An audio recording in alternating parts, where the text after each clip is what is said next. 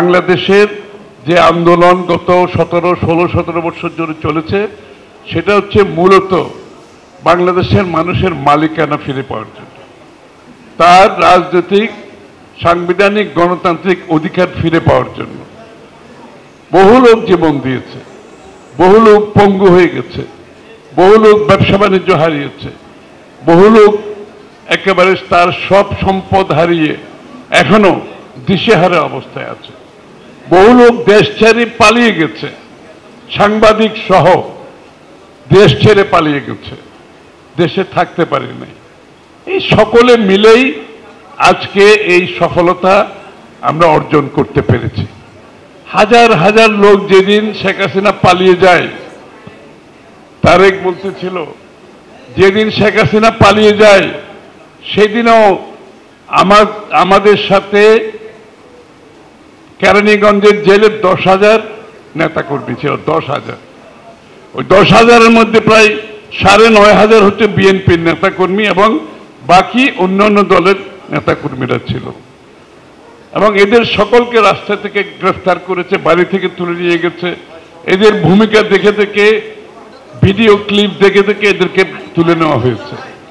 তো সুতরাং সবাই আমাদের ঐক্যবদ্ধ আন্দোলনের ফসল হচ্ছে আমরা একটি স্বৈরাচার ফ্যাসিস্টকে বিদায় করতে পেরেছি এবং এখন নতুন বাংলাদেশের স্বপ্ন দেখছি আমরা।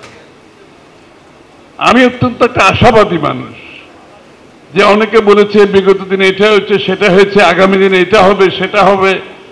আমাদের অবশ্যই ওয়াচডগ যারা ক্ষমতায় থাকে তাদেরকে প্রশ্ন করার লোক থাকতে হবে।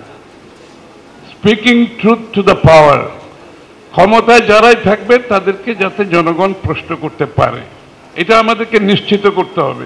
সেটা গণমাধ্যম হোক, সেটা সুশীল সমাজ হোক, সেটা প্রেসার গ্রুপ হোক, সেটা একাডেমিকরা হোক, যারাই হোক, বিদেশে যারা বসবাস করছে তাদেরও অধিকার আছে। সুতরাং আমাদেরকে সেই ধারা, সেই স্বাধীনতা, সেই মুক্ত চিন্তার বাংলাদেশ গড়ে তুলতে হবে নিশ্চিতভাবে। এর থেকে বেরিয়ে আসার কোনো সুযোগ নেই। এই আন্দোলনে আমরা কেউ কৃতিত্ব নেওয়ার কোনো প্রয়োজন নাই। আমি বারবার একটা কথা বলে আসছি যে এই আন্দোলনে সকলের, সমস্ত বাংলাদেশের মানুষের ঐক্যবদ্ধ প্রচেষ্টার ফলাফল। আমার চোখের উপর, যেহেতু আমি দীর্ঘ 16 বছর ধরে এই আন্দোলনের সাথে জড়িত, আমি দেখেছি হতাশা, দেখেছি অনেকে সরে গেছে আন্দোলন থেকে, অনেকে বিপদে ঝুঁকি নিতে চায় নাই, অনেক দল আন্দোলন একেবারে শেষ ভাগে আসছে। এর আগে তারা ঝুঁকি নিতে, যখন দেখছে একটা সম্ভাবনা বোধহয় আসছে হাসিনা যেতে পারে, তখনও অনেকে আসছে।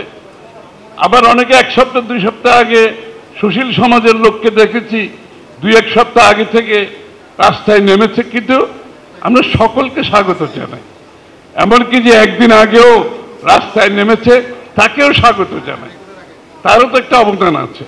তো সুতরাং এই মন মানসিকতা আমাদের থাকতে হবে যে একটা ইনক্লুসিভ অন্তর্ভুক্তিমূলক দেশ আমাদেরকে করতে হবে।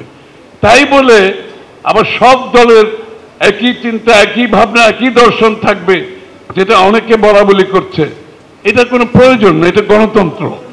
গণতন্ত্রের অর্থ হলো প্রত্যেকটি দলের নিজস্ব দর্শন আছে, ভাবনা আছে, চিন্তা আছে, তাদের ভবিষ্যৎ কর্মপন্থা আছে। তো সুতরাং কেউ যদি মনে করে সব, যেহেতু আমরা শেখ হাসিনার বিরুদ্ধে একসাথে আন্দোলন করেছি তাই বলে এখন আমাদের সব কিছু চিন্তা, ভাবনা, দর্শন এক জায়গায় এসে গেছে, এটা একটা ভুল চিন্তা। এই জন্য অনেকে বলছে ও আন্দোলনরতদের মধ্যে এখন একটা বিভেদ সৃষ্টি হয়েছে। আমি তো কোনো বিভেদ দেখতে পাচ্ছি না। একটি গণতন্ত্রে বিশ্বাসী যদি লোক হয়ে থাকে, তো সবারই অধিকার আছে তার মতো করে চিন্তা করার, তার মতো করে ভাববার, তার দর্শন কথা বলবার। কথা হচ্ছে তাদেরকে সকলকে অধিকারটা দিতে হবে, মুক্তভাবে তারা যাতে কথাগুলো বলতে পারে। দিনের শেষে সমাধান দেবে বাংলাদেশের জনগণ, দিনের শেষে সিদ্ধান্ত নেবে বাংলাদেশের যারা মালিক, তারা সিদ্ধান্ত দেবে। সুতরাং আমাদেরকে বাংলাদেশের রাজনৈতিক সংস্কৃতি বদলাতে হবে, সহনশীল হতে হবে, অপরের সাথে দ্বিমত পোষণ করেও তার প্রতি, তার মতের প্রতি সম্মান জানাতে শিখতে হবে। এগুলো হতে নতুন বাংলাদেশ যদি আমরা গড়তে চাই, আমাদের মন মানসিকতার পরিবর্তন করতে হবে।